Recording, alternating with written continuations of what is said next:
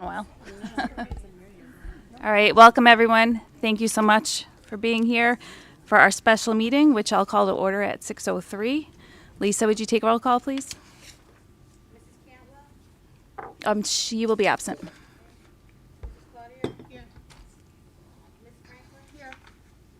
Ms. Paduti? Here. Mr. Heisman? Here. Mrs. Kelleher? Here. Mrs. Russ? Here. Mr. Schuman? Here. Mr. Zabrowski? He'll be here shortly. Dr. Macri? Here. Ms. Ernesta? Here. Ms. Berry? Here. Mr. Lozano? Mrs. Pennington? Here. Mr. Butwell? Here. Ms. Pochiola? Here. Mrs. DeMaro? Here. No, I wasn't questioning it. I was just offering. I feel bad. Mr. Lemay? Did you tell them I would have let them not come? Monica Perfash? Mrs. Middlebrooks? Here. Mr. O'Leary? Here. Ms. Shepherd? Ms. Kelman? Here. And Ms. Weisbrot? Here. And Matt is now here too. Thank you. All right, so we'll move on to approval of the agenda. I do have one amendment under new business, item A, the action item A. We will hold on that. So we will just be focused on the proposed 2025-2026 education budget continued from last week. Is there a motion to approve the agenda? Catherine, second by Alicia. All in favor? Opposed? Abstentions? Motion carries. The agenda is approved. Public comments. Is there anyone here for public comments? Doesn't look like it. So we'll move on to new business item. We'll call it A. The proposed 2025-2026 education budget. We went over it at last week's meeting. We wanted to have a little bit of more time to digest and absorb what we learned at the last meeting and come back with some more questions for tonight. So that is what we're here for. We do have another item to replace in our packet, and it's under the curriculum and instruction piece. Is there anything you want to mention about changes to I was that? teasing Mr. Butwell and said I wasn't going to let him talk about it because he can't wait to tell you what happened. Okay. Go ahead, Mr. Butwell. Thank you. So at our last meeting, it was brought to my attention there was an error in the within the detailed pages under the totals for 23-24. Sorry, 24-25. So I found the errors and adjusted those accordingly so that they match the cover page, the summary page totals, which are exactly as they were last week. So no dollar amounts have been changed at all. Just the details within were corrected. And I added, you can see that little tan section on the back of, I guess it would be like page 2. And that just indicates some of the items that were carried over from another section in the budget. And that was part of they were the culprits in that they got added into the totals when they shouldn't have been. So that everything's as it should be now. Okay, thank you. All right, so who would like to begin with any questions they might have from the last meeting?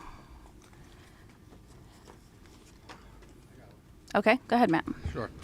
I just want to make sure, just for my understanding, when I'm looking at the salary and assignment schedule, certified personnel, first page under staffing and benefits tab.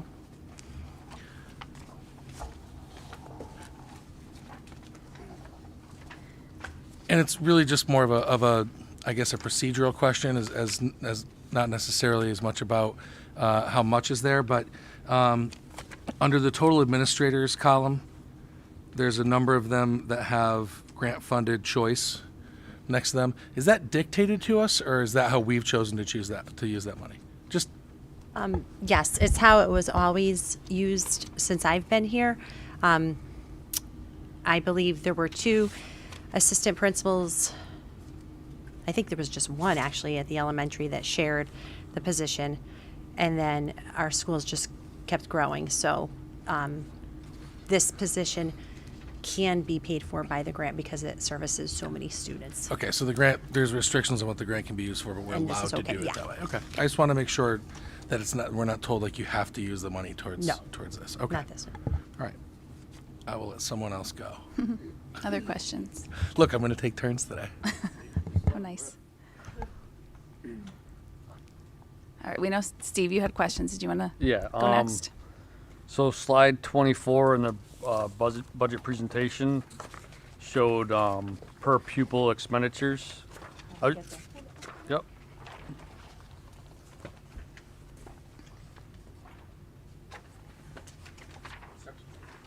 It's in the, the it's in the presentation. PowerPoint, Yep. in the first divider.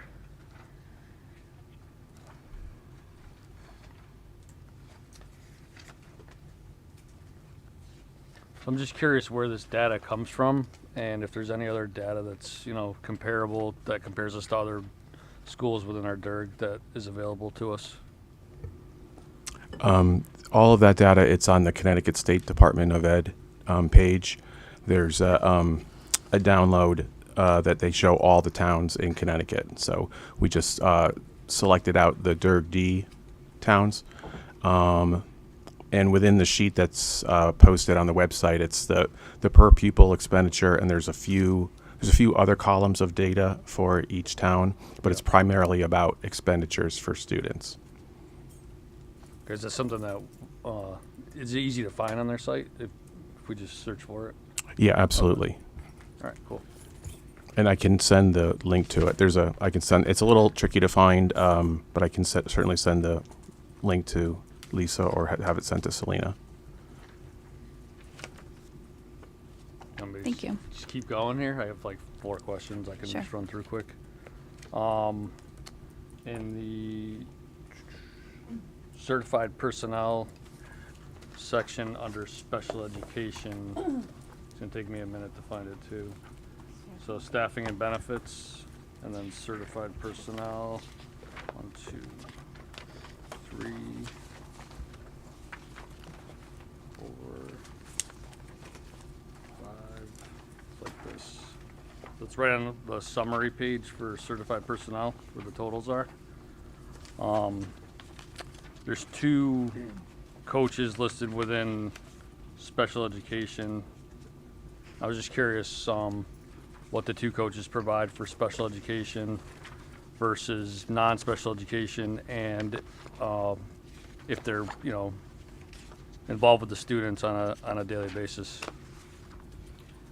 I can answer that. So our coaches are district-wide. They're not specific to special education.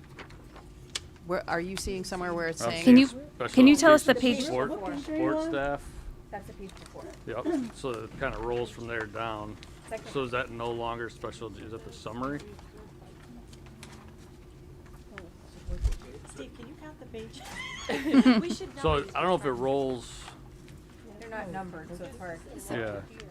So is that system-wide or is that fall under special education? I might have read it wrong. What tab are you? So it's between the 2, it's split between 2 tabs, between the, Staffing and benefits, towards the end of Okay. staffing and benefits. Towards the end. okay, so they're not, so they're system-wide, so that part is incorrect. So there's no direct correlation with special education and the coaches, correct? Not a direct correlation. Yeah. They Yeah. service Okay. the teachers, and they, but not, they don't give services to special education students. They oversee MTSS, but they don't service special Okay. ed. And there's, I guess the other question I have is just, what portion of their time, if any, is like directly dealing with students? It depends. That's a tough question because it depends on the time of year. If we're talking about like testing season, then 100% of their day is with kids. Other times of the year, they'll be doing coaching cycles and pushing in to classrooms, pulling small groups, modeling small groups. The other thing they do before they push into the classrooms is sit with a teacher and create plans. So they'll plan first, then they push into the classroom, observe, and then they reflect with the teacher after. So that's what we call a coaching cycle, is that planning in the classroom and then reflection piece. And they do that for the rest of the year. So it's hard to say how much they're actually in the classroom, but they're doing, either they're in classrooms or they're planning with teachers. Okay. Just trying to understand, with Or those- they're in PLCs. They run all of our PLCs, like our professional learning communities. They push into their departments and they run those meetings. They do just about everything, but I don't know that I could say like on any A given direct day they're in the percentage. yeah, Yeah. they're in front of students for this amount of time. Okay. And then the next question I had was in the curriculum tab. we just, especially with the changes now on really the third page, could we just run through what some of these professional development costs are? Yep. Just to understand what we're looking at there. I mean, the first one's professional development, so it's kind of, So that it's broad. It's hard. So teachers will, throughout the year, will, find out that we have different professional development opportunities for a science teacher or an English teacher or a special ed teacher or and so that money is set aside so that those teachers can attend those professional development. I can't itemize it because I don't. So it's like outside of that's not an internal development, it will be external? External. Okay. Yes. Yeah, it would be going to conferences. So it's a pool of things like money that. for teachers to attend different conferences? Okay. Yeah, it is. Sorry. Not usually. And then the other big one that jumped out was the leadership coaching that got added this year. So that got moved, actually. It was Okay. in system-wide? It's in central administration. Central administration. 330. It was actually $25,000 for this current year, and it went down to 20,000. Okay. We moved it because it didn't make sense that it was there. It's professional development, so it should live under my umbrella. And then the last, well, there's two, the ACES District PD. Just curious. ACES comes in and does professional development and coaching with our teachers regularly, and it could be like this year, for example, they came in, it's a state mandate, we had to do restorative practices training with the district, so they came in and provided that service and provided restorative practices training. A lot of this aligns to what legislation mandates we have for professional development throughout the year, so we put money aside there so that we have it, so that we can bring them in to do that training. Can I just piggyback? So I think this is really important. Steve, when we bring someone else in, so for example, restorative practices, you have to have a special certification to actually do the training. So we can't really do it in-house unless we have someone become a trainer, which is like so many hours. So it's usually someone that has some kind of certification that we can't do That we don't on have. our own. Yeah.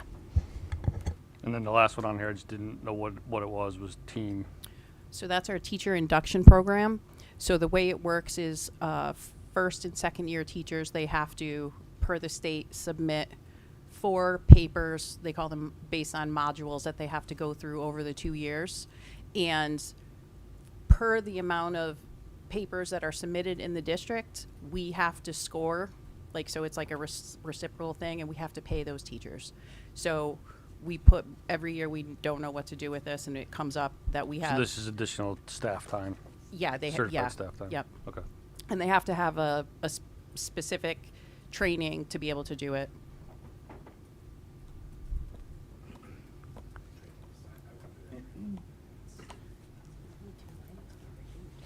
We could come, I got another question, but I'll let someone else. Does anyone else have anything they want to ask? No? Okay, keep going. All right. So the last one was really just about some of our grant funding. And, currently, if we flip back to the grant section, we're getting about just over $1 million in open choice grants. That $1 million represents supporting roughly 91 students based on the 10K per student that's shown on the grant page. Our per pupil expenditure is around $20,000, and that equates to a rough cost of $1.8 million. So there's a delta there. Obviously, it's not a direct correlation, but a delta of roughly, $800,000 between the 91 choice students and what we're getting back in revenue from these grants. So my question is, has the administration evaluated the cost effectiveness of participating in this program and considered factors such as staffing requirements, special education costs, transportation, instructional supplies, technology costs, student services, tutoring, and attorney fees? So, and if we haven't thought about that or haven't looked at it, I think that's something we should at least just make everyone aware of what that cost looks like to our taxpayers to participate in this program. So, I think the first thing is that in that that per pupil cost, they also pay their special ed costs. So on top of that, there's other, like they also provide for the paras Yeah. that they have. There's an additional funding that comes in for those students. So that per pupil that you were doing, and that But yeah, money- no, it's not a direct correlation. I know there's, no, but there's like, some other like you costs that saw, are some covered. of our administrators are paid out of that.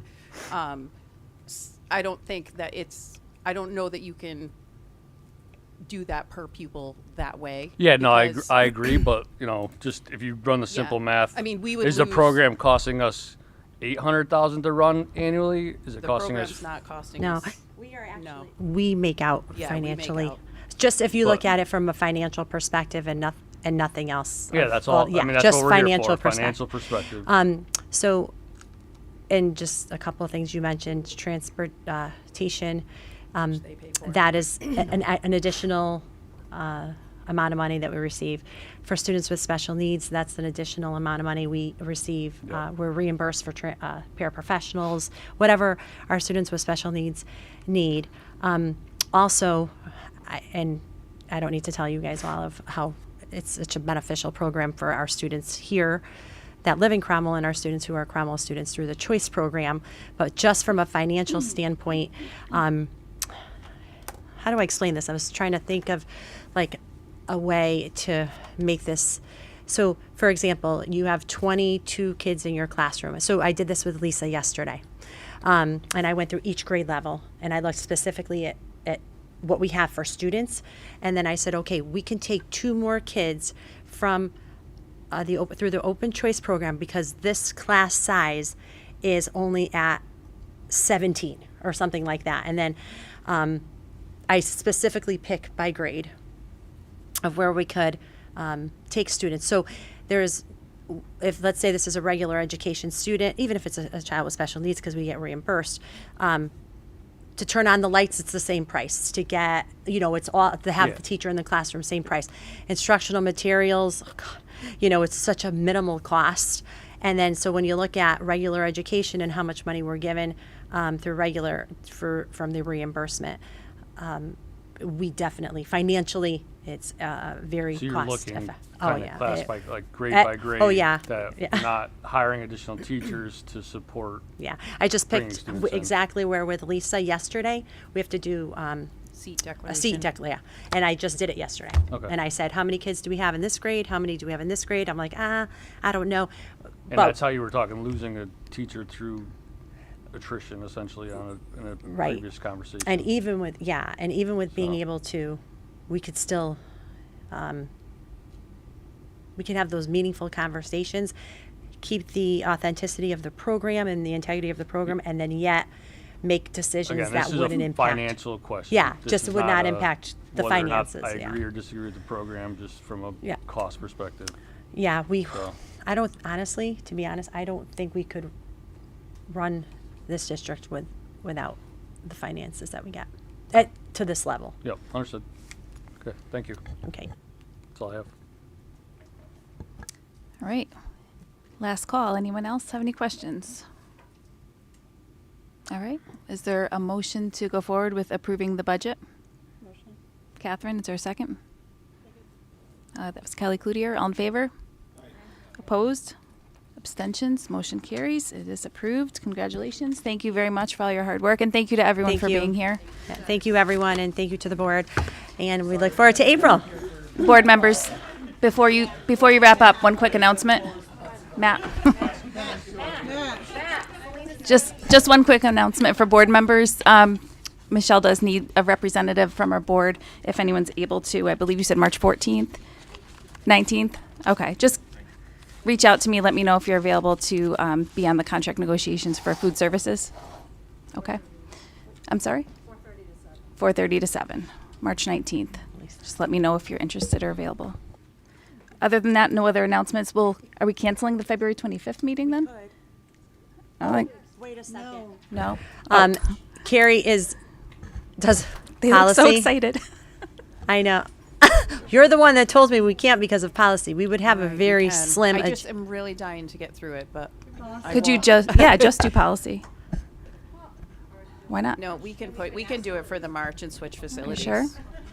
I'm happy to do that. Can I just make a Slim. comment before everybody Sure, you're the boss. Sure, but can we figure out the date first for what we're doing with the What next do you want to meeting? do? I'm You're fine with leaving it until March? Are you sure? There's nothing urgent. I just am anxious to get it I done. know. Well, we could do an. This is a little bit different. Okay, I'm not on policy, so I'm not on policy, so I have no say. All right, so we'll add it to the March meeting and cancel February 25th. Yeah. Okay, Catherine, would Before all the administrators leave, I just want to let you know really quickly. I'm sorry, I know you're quick to go home, but last night Steve Heisman and I went to the meeting, town council. It's a public hearing, actually, where public comment, where people can come and speak on behalf of getting the turf fields. And since all of you played a hand in almost every single kid that showed up there, I want you to applaud yourselves and know how proud you should be, because those students were outstanding. They did an amazing job speaking. They were asked questions. They were asked their opinion. They were eloquent and they were firm in their responses. And some of them are even graduating and won't ever play on a turf field. So I just want to say congratulations to the students, and you made us so proud last night. And I wanted all of you guys to hear this, because you all touched their lives because they came through this district. nice So- comment. Thank you so much, Catherine. Because this is why we do what we do. Let's all drop the mic drop. Don't drop the mic. Oh, no, not this seems like that. Hold on, how about the gavel? All right, any other comments from board members? All right. All right, meeting adjourned at 6:25.